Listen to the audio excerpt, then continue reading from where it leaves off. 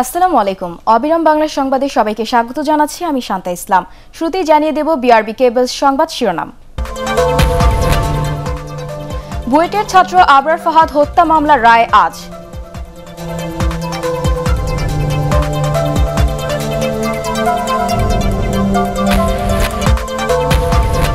Doctor Murad হাসানের পদত্যাগপত্র গ্রহণ করেছেন রাষ্ট্রপতি, প্রজ্ঞাপন জারি।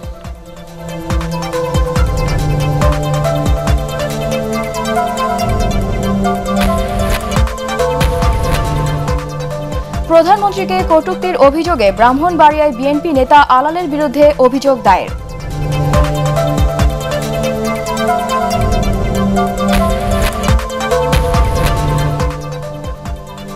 তুরস্কের শিক্ষা ব্যবস্থায় আগ্রহ বাড়ছে বাংলাদেশিদের, তুর্কি ভাষার শিক্ষার্থীদের জন্য বড় চ্যালেঞ্জ।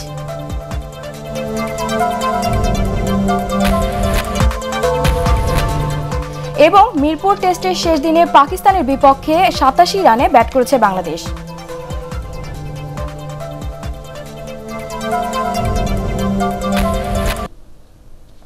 শুনছিলেন বিআরবি কেবলস সংবাদ শিরোনাম। এবার বিস্তারিত। বাংলাদেশ প্রকৌশল বিশ্ববিদ্যালয় বুয়েটের ছাত্র আবরার ফাহাদ হত্যা মামলার রায় আজ। ঢাকার দ্রুত বিচার ট্রাইব্যুনাল ১-এর বিচারক আবু জাফর মোহাম্মদ কামরুজ্জামান এ রায় ঘোষণা করবেন। গত ১৪ নভেম্বর এই মামলায় রাষ্ট্র ও আসামি পক্ষের যুক্তিতর্ক উপস্থাপন শেষে ২৮ নভেম্বর রায় ঘোষণার জন্য দিন ঠিক করেছিল আদালত। তবে রায় প্রস্তুত না হয় সেদিন তারিখ পিছিয়ে ৮ ডিসেম্বর নতুন দিন ঠিক করা হয়। ২০১৯ সালের ৬ অক্টোবর আবরারকে বুয়েটের হলে নির্মমভাবে পিটিয়ে হত্যা করা হয়। এ ঘটনায় তার বাবা হত্যা মামলা দায়ের করেন। আবরার বুয়েটের ইলেকট্রিক্যাল অ্যান্ড ইলেকট্রনিক ইঞ্জিনিয়ারিং বিভাগের দ্বিতীয় বর্ষের শিক্ষার্থী ছিলেন।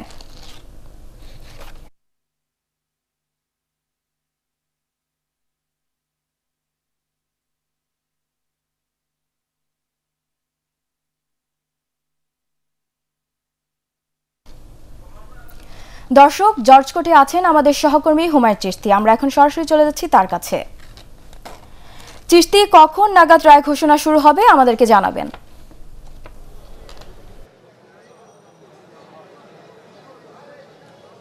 ধন্যবাদ শান্তা। এই যে বুয়েটের শিক্ষার্থী আবরার হত্যাকাণ্ডের যে রায় ঘোষণার কথা রয়েছে আজকে, সেই রায় ঘোষণার মূলত ১২টায় শুরু হওয়ার কথা রয়েছে এবং এরই মধ্যে সকাল ৯:৩০টার দিকে মূলত এই মামলার যে ২২ জন আসামি কারাগারে আছেন তাদেরকে কেরানীগঞ্জ কেন্দ্রীয় কারাগার থেকে এই আদালতে আনা হয়েছে এবং এখন তাদেরকে হাজতখানায় রাখা হয়েছে।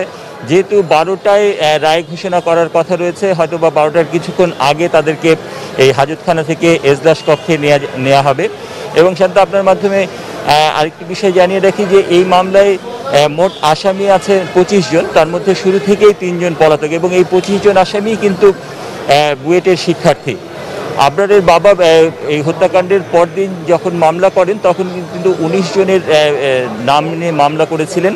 পরবর্তীতে তদন্তে আরও ৬ জনের নাম এখানে অন্তর্ভুক্ত হয় এবং ২৫ জনের বিরুদ্ধেই অভিযোগ গঠন করে এই মামলার কার্যক্রম শুরু হয়েছিল, যা গত ১৪ নভেম্বর যুক্তিতর্ক উপস্থাপনের মাধ্যমে শেষ হয়। এবং মামলার চার্জশিটে কিন্তু একটি কথা বলা হয়েছে যে এই যে হত্যাকাণ্ড, এই হত্যাকাণ্ডটা ছিল মূলত পরিকল্পিত। কারণ এই হত্যাকাণ্ডের আগে যারা হত্যাকাণ্ড ঘটিয়েছেন বুয়েট শাখা ছাত্রলীগের নেতাকর্মীরা, তারা কিন্তু বেশ কয়েকবার একাধিকবার এই শেরেবাংলা হলের গেস্ট রুমে তারা বৈঠক করেছেন এবং এই বিষয়ে পরিকল্পনা করেছেন এবং মূলত আবরারের যে রুমমেট মিজান, তাকেই মূল এই মামলার হোতা ধরা হয়। কারণ তিনি মূলত এই যে তাকে যে শিবির সন্দেহে যে পিটিয়ে হত্যা করা হয়, এই অভিযোগটা কিন্তু তিনি প্রথম নিয়ে এসেছিলেন এবং তাকেই বলা হচ্ছে যে এই হত্যাকাণ্ডের মূল পরিকল্পনাকারীদের অন্যতম। এবং রাষ্ট্রপক্ষ বলছেন যে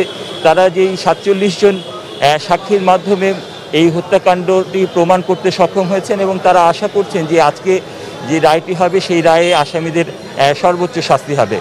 অপরপক্ষে আসামি পক্ষের আইনজীবী, তাদের সাথেও আমরা কথা বলেছিলাম এবং তারা আমাদেরকে জানিয়েছেন যে এই হত্যাকাণ্ডের একটি ত্রুটি তারা যেটি ধরেছেন যে হত্যাকাণ্ডের সময় বা পরবর্তীতে চার্জশিটেও বলা হয়েছে যে বড় ভাইদের নির্দেশে এই হত্যাকাণ্ডটি ঘটানো হয়েছে। তো এই হত্যাকাণ্ডের যে মূল কারিগর বড় ভাই, সেই বড় ভাই কারা এবং তাদেরকে কিন্তু এই মামলায় অন্তর্ভুক্ত করা হয়নি। এবং একই সাথে তারা বলছেন যে এই বিষয়টিতে বিশ্ববিদ্যালয়ের গাফিলতি ছিল এবং বিশ্ববিদ্যালয়ে যে নিরাপত্তাহীনতার অভাব, সেই জায়গায় বিশ্ববিদ্যালয় প্রশাসনকেও এই মামলায় অন্তর্ভুক্ত করার প্রয়োজন ছিল বলে তারা মনে করছেন।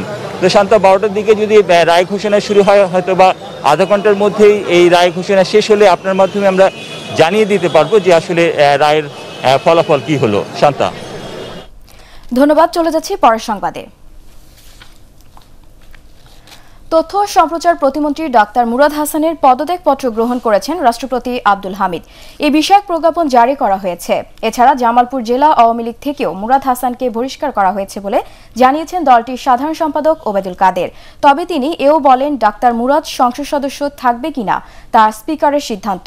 এদিকে কুরুচিপূর্ণ বক্তব্যের জন্য মুরাদ হাসানের বিরুদ্ধে শাহবাগ থানায় অভিযোগ করেছেন ঢাকা বিশ্ববিদ্যালয়ের 2 শিক্ষার্থী।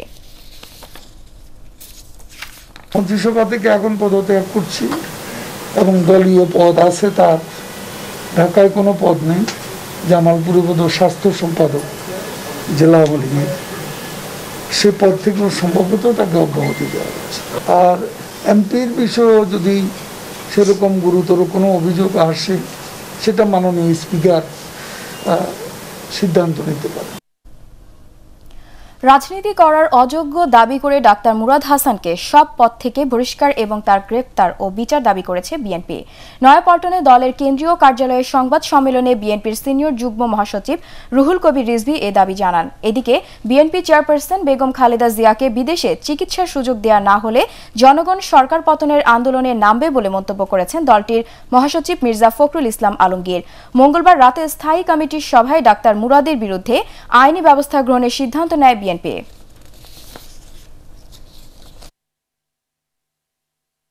সে যে কুরুচিপূর্ণ অশ্রাব্য কথা বলেছেন, সে রাজনীতি করার অযোগ্য, তাকে সকল পর্যায়ের তার যে পদ অবস্থান থেকে তাকে সরিয়ে দিতে হবে, শুধু মন্ত্রী পরিষদ থেকে নয়। এবং সে যে অন্যায় কথা বলেছেন, সেটা আইনে, বাংলাদেশের প্রচলিত আইনে তার বিরুদ্ধে ব্যবস্থা গ্রহণ করা যায়, তাকে বিচার করতে হবে, তার শাস্তি দিতে হবে, তাকে গ্রেফতার করতে হবে। তার চিকিৎসক এরা খুব পরিষ্কার করে বলেছেন, যেখানে আমাদের যা কিছু করা সম্ভব আমরা করেছি, আমাদের কাছে সেই প্রযুক্তি নেই। যিনি আইন দেখাচ্ছেন 401 ধারা, সেখানেই পরিষ্কার করে বলে আছে যে সরকার শুধু সরকারি পরে তাকে বিদেশে চিকিৎসার জন্য গণতন্ত্রকামী মানুষ শক্তিগুলোকে সঙ্গে নিয়ে আমরা দুর্বার গণ আন্দোলনের মধ্যে দেশনেত্রী বেগম খালেদা জিয়াকে মুক্ত করব এবং তাকে বিদেশে উন্নত চিকিৎসার জন্য পাঠাতে সক্ষম হব এবং এই ভয়াবহ দানবীয় সরকারের পতন ঘটাতে সক্ষম হব। তথ্য ও সম্প্রচার প্রতিমন্ত্রী থাকাকালে ডাক্তার মুরাদ হাসানের দেওয়া সব আপত্তিকর বক্তব্যের ভিডিও এবং অডিও অনলাইন প্ল্যাটফর্ম থেকে সরাতে বাংলাদেশ টেলিযোগাযোগ নিয়ন্ত্রণ কমিশন বিটিআরসিকে নির্দেশ দিয়েছে হাইকোর্ট। মঙ্গলবার বিচারপতি ইনায়েতুর রহিম ও বিচারপতি মোস্তাফিজুর রহমানের দ্বৈত বেঞ্চ এ আদেশ দেয়। এদিকে নৈতিক স্থলনের দায়ে মুরাদ হাসানের সংসদ সদস্য পদ থেকে পদত্যাগ করা উচিত বলে মনে করেন দুর্নীতি দমন কমিশনের আইনজীবী। এগুলা সামাজিকভাবে অবক্ষয়ের কারণ হয়ে দাঁড়াবে। বিশেষ করে বাচ্চাদের এই ভিডিওগুলোর প্রতি আগ্রহ থাকে, এগুলো অশ্লীল ভিডিও দেখলে সামাজিক অবক্ষয়টা বাড়তে থাকবে। আদালত আমলে নিয়ে ডেপুটি অ্যাটর্নি জেনারেলকে বলেছেন বিটিআরসির চেয়ারম্যান সাহেবকে বলতে, এটা কোর্টের ডিজায়ার যত তাড়াতাড়ি সম্ভব এই ভিডিওগুলো সোশ্যাল মিডিয়া থেকে সরাই দিতে হবে। বিটিআরসিকে অলরেডি কমিউনিকেট করা হয়েছে, তারা তাদের যত তাড়াতাড়ি সম্ভব প্রসেস ফলো করে তারা অ্যাকশন নেবে এবং তারা শুরু করে দিয়েছে। যে আদেশটা আছে এটা প্রপারলি কমিউনিকেট করা হবে ফেসবুক এবং ইউটিউবকে, তারা যত তাড়াতাড়ি সম্ভব তারা নামানোর জন্য রিকোয়েস্ট করবে। যেই মডেল ট্রাপিস্টিক গ্রাউন্ডে ওনার দল ওনাকে মন্ত্রিত্ব পদ থেকে ওনাকে সরিয়ে দিলেন এবং সেটা প্রাইম অফিসে আমরা মনে করছি বর্তমান ক্ষমতাসীন দল এটা অ্যাকসেপ্ট করে নিলেন যে উনি নৈতিকতা খনন করেছেন। সেই ক্ষেত্রে উনি নিজেই সুমোটো শতপ্রণোদিত হয়ে সংসদ সদস্য পদ থেকে পদত্যাগ করা উচিত। প্রধানমন্ত্রী শেখ হাসিনাকে নিয়ে কটূক্তি করার অভিযোগে বিএনপির যুগ্ম মহাসচিব মোয়াজ্জেম হোসেন আলালের বিরুদ্ধে ব্রাহ্মণবাড়িয়া সদর মডেল থানায় অভিযোগ দায়ের করা হয়েছে। মঙ্গলবার রাতে এই অভিযোগ দায়ের করেন জেলা ছাত্রলীগের সাংগঠনিক সম্পাদক মহসিন মোল্লা। অভিযোগে বলা হয়, সম্প্রতি বিএনপির একটি সভায় মোয়াজ্জেম হোসেন আলাল প্রধানমন্ত্রীকে কটাক্ষ করে বক্তব্য দেন, যেখানে প্রধানমন্ত্রীকে অপমান অপদস্থ করেন তিনি। ব্রাহ্মণবাড়িয়া সদর মডেল থানার ভারপ্রাপ্ত কর্মকর্তা ইমরানুল ইসলাম জানান, অভিযোগটি পর্যালোচনা করে পরবর্তীতে আইনানুগ ব্যবস্থা গ্রহণ করা হবে।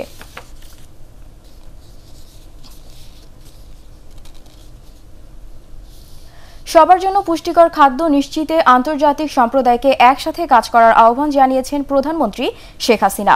মঙ্গলবার টোকিও পুষ্টি শীর্ষ সম্মেলনের উদ্বোধনী অনুষ্ঠানে তিনি এ আহ্বান জানান। উচ্চ ফলনশীল পুষ্টিকর খাবার বাড়াতে বেশি করে গবেষণা ও পরস্পরকে সহযোগিতারও তাগিদ দেন প্রধানমন্ত্রী। COVID-19 pandemic has created a significant setback in our nutrition initiatives. Urgent action and united efforts are needed to address the challenges of COVID-19 along with its impacts on public health and nutrition. অমীমাংসিত issue সমাধানের পাশাপাশি বাংলাদেশের সঙ্গে বহুমুখী connectivity বাড়াতে চায় ভারত। মঙ্গলবার দুদিনের সফরে এসে পররাষ্ট্রমন্ত্রী ডক্টর এ কে আব্দুল মোমেন ও পররাষ্ট্র সচিব মাসুদ বিন মোমেনের সঙ্গে বৈঠক শেষে এ কথা জানান ভারতীয় পররাষ্ট্র সচিব Harshvardhan Shringla.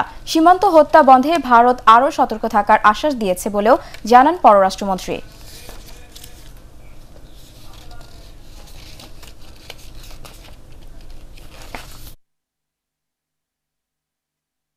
The Honourable President is looking forward to his visit to Bangladesh on the 16th of December on the occasion of Victory Day. The fact is that we are undergoing a very I would say a high point in our relationship. It is really a relationship that has so many positive factors. উভয় দেশের কল্যাণের জন্য এটা দরকার, আমাদের জনগণের কল্যাণের দরকার। বর্ডার ইস্যু তারা নিজেরাই বলেছেন যে তারা এইগুলোর উপর আরো সতর্ক দৃষ্টি রাখবেন এবং একটা ফর্মুলা দিয়েছেন যাতে এই ঝামেলা না হয়। ছোটখাটো ঝামেলাগুলো হয়, পানির সম্পর্কেও হয়েছে, সবগুলো আমরা সমাধান করব আলোচনার মাধ্যমে সেইটা এবং ত্বরান্বিত করা হবে। তুরস্কের শিক্ষা ব্যবস্থায় আগ্রহ বাড়ছে বাংলাদেশি শিক্ষার্থীদের। সেখানকার বিভিন্ন বিশ্ববিদ্যালয়ে ব্যবসা, বিজ্ঞান ও প্রকৌশল সহ গবেষণায় উচ্চতর ডিগ্রি নিচ্ছেন অনেকেই। গত বছর 47 জন বাংলাদেশি শিক্ষার্থী তুর্কি সরকারের স্কলারশিপ নিয়ে সেদেশে পড়াশোনা করছেন। বেসরকারি শিক্ষা প্রতিষ্ঠানেও স্বল্প টিউশন ফিতে উচ্চ শিক্ষা গ্রহণের সুযোগ রয়েছে। তবে শিক্ষার্থীদের জন্য তুর্কি ভাষা সবচেয়ে বড় চ্যালেঞ্জ বলে মনে করছেন তারা। তুরস্ক থেকে ফিরে রিপোর্ট করছেন শারফুল আলম। মুসলিম স্থাপনা, ইতিহাস আর ঐতিহ্যের শহর তুরস্কের ইস্তাম্বুল। এশিয়া ও ইউরোপের সংযোগ হিসাবেও এর খ্যাতি রয়েছে বিশ্বজুড়ে। সে দেশের তুর্কি ও ইংরেজি ভাষায় উচ্চশিক্ষা নেওয়ার সুযোগও পাচ্ছে দিন দিন। মিলছে সরকারি স্কলারশিপও। প্রতি বছর 5000 শিক্ষার্থীকে বৃত্তি দিচ্ছে তুরস্ক সরকার। বাংলাদেশ থেকেও বৃত্তি নিয়ে অনেক শিক্ষার্থী স্নাতক, স্নাতকোত্তর সহ নানা গবেষণা করছেন। এখানে গভর্নমেন্ট ইউনিভার্সিটিগুলো যদি সেলফ ফান্ডেও পড়াশোনা করা হয় তাইলেও অনেক কম টাকা দিয়ে পড়া যায়।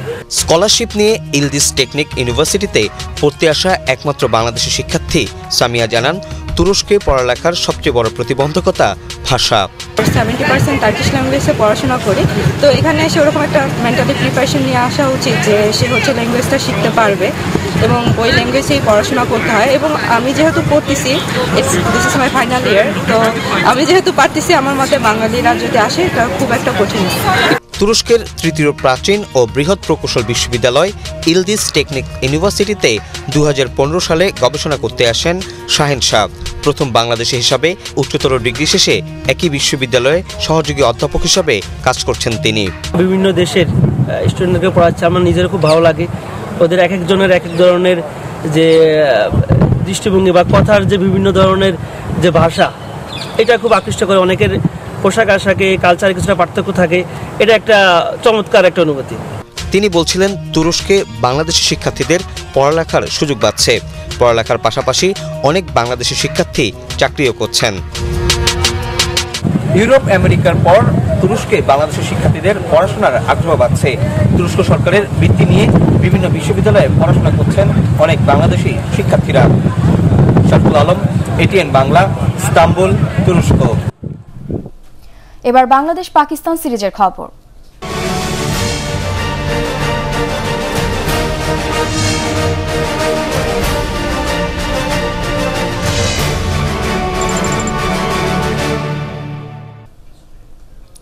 মিরপুর টেস্টের পঞ্চম ও শেষ দিনে পাকিস্তানের বিপক্ষে প্রথম ইনিংসে মাত্র 87 রানে অল আউট হয়ে ফলো অনে পড়েছে বাংলাদেশ। এর আগে 7 উইকেটে 76 রান নিয়ে দিনের খেলা শুরু করে স্বাগতিকরা। কোনো রান না তুলতেই বিদায় নেন তাইজুল ইসলাম। এরপর 77 রানে খালেদ আহমেদ আর 87 রানে বিদায় নেন সাকিব আল হাসান। 42 রানে 8 উইকেট নেন সাজিদ খান। 213 রানে পিছিয়ে থেকে দ্বিতীয় ইনিংসে ব্যাট করতে নামে টাইগাররা। শেষ খবর পাওয়া পর্যন্ত দ্বিতীয় ইনিংসে বাংলাদেশের সংগ্রহে বিনা উইকেটে 4 রান, দুঃখিত 5 রান। 5 উইকেটে 300 রানে প্রথম ইনিংস ঘোষণা করেছিল পাকিস্তান। যুক্তরাষ্ট্রের নিউ ইয়র্কে উদযাপিত হল প্রখ্যাত গীতিকার গৌরী প্রসন্ন মজুমদারের জন্মবার্ষিকী। জ্যাকসন হাইটসে এই অনুষ্ঠানের আয়োজন করে গৌরী প্রসন্ন মজুমদার স্মরণ সংসদ। অনুষ্ঠানের শুরুতে মুক্তিযুদ্ধের শহীদদের স্মরণে 1 মিনিট নীরবতা পালন ও প্রদীপ প্রজ্বলন করা হয়। এতে স্বাধীনতার সুবর্ণ জয়ন্তীতে প্রখ্যাত এই গীতিকারকে রাষ্ট্রীয় সম্মানে ভূষিত ও পাবনায় তার বাড়ি সংরক্ষণ এবং গৌরী প্রসন্ন মজুমদারের নামে একটি মিউজিক একাডেমি নির্মাণে প্রধানমন্ত্রী শেখ হাসিনার হস্তক্ষেপ কামনা করেন বক্তারা।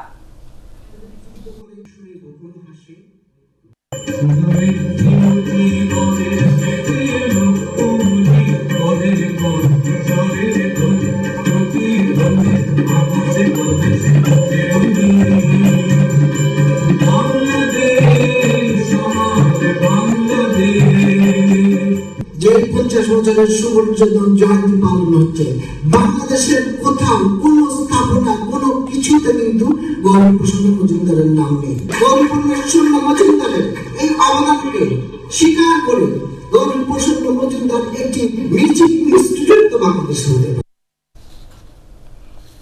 এবার আন্তর্জাতিক সংবাদ।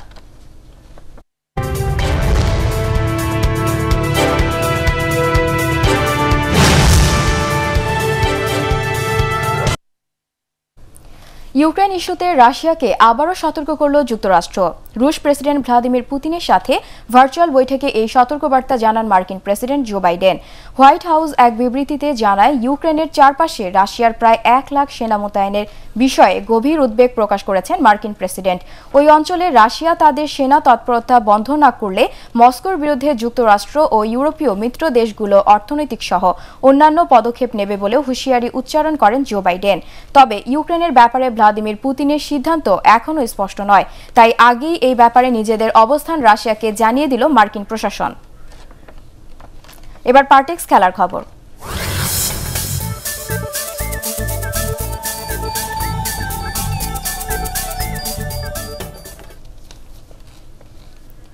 সব সমীকরণ মিলিয়ে উয়েফা চ্যাম্পিয়ন্স লিগের শেষ 16 নিশ্চিত করেছে অ্যাটলেটিকো মাদ্রিদ। 3 লাল কার্ডের ম্যাচে পোর্তোর বিপক্ষে 3-1 গোলে জিতেছে ডিয়েগো সিমিওনের দল। আর লিওনেল মেসি ও কিলিয়ান এমবাপ্পের জোড়া গোলে ক্লাব ব্রুককে 4-1 গোলে উড়িয়ে দেয় পিএসজি। এছাড়া জয় পেয়েছে রিয়াল মাদ্রিদ এবং লিভারপুল। তবে আরবি লাইপজিগের কাছে 2-1 গোলে হেরেছে ম্যানচেস্টার সিটি। এসএম আশরাফের রিপোর্ট।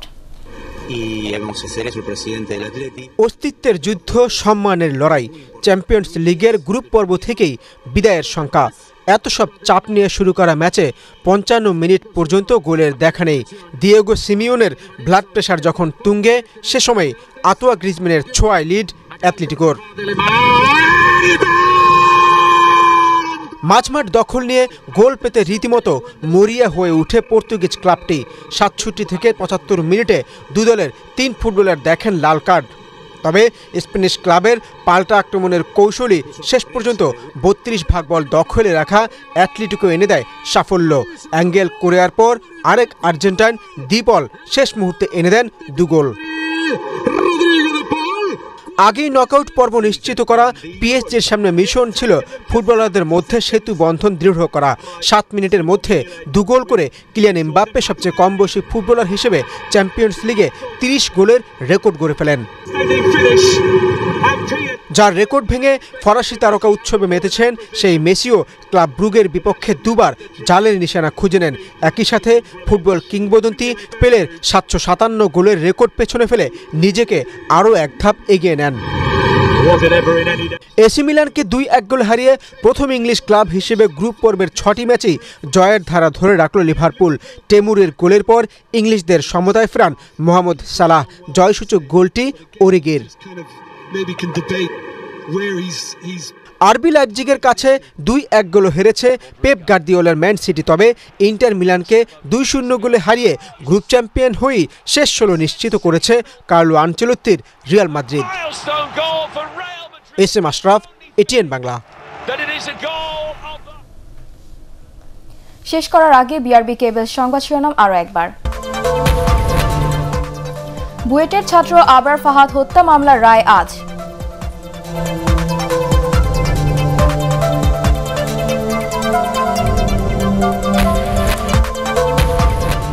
ডাক্তার মুরাদ হাসানের পদত্যাগপত্র গ্রহণ করেছেন রাষ্ট্রপতি, প্রজ্ঞাপন জারি।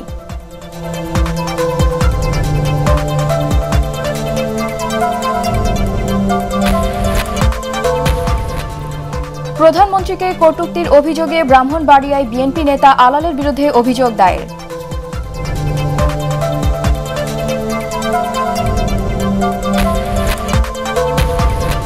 তুরস্কের শিক্ষা ব্যবস্থায় আগ্রহ বাড়ছে বাংলাদেশিদের, তুর্কি ভাষা শিক্ষার্থীদের জন্য বড় চ্যালেঞ্জ।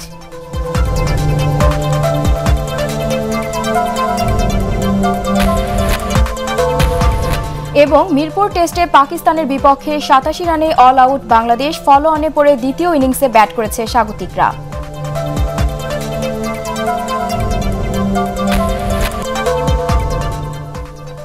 পরবর্তী সংবাদ দেখার আমন্ত্রণ জানিয়ে এখনকার মতো শেষ করছি। করোনা ভাইরাস থেকে নিজেকে সুরক্ষিত রাখতে মাস্ক পরুন, বারবার হাত পরিষ্কার করুন।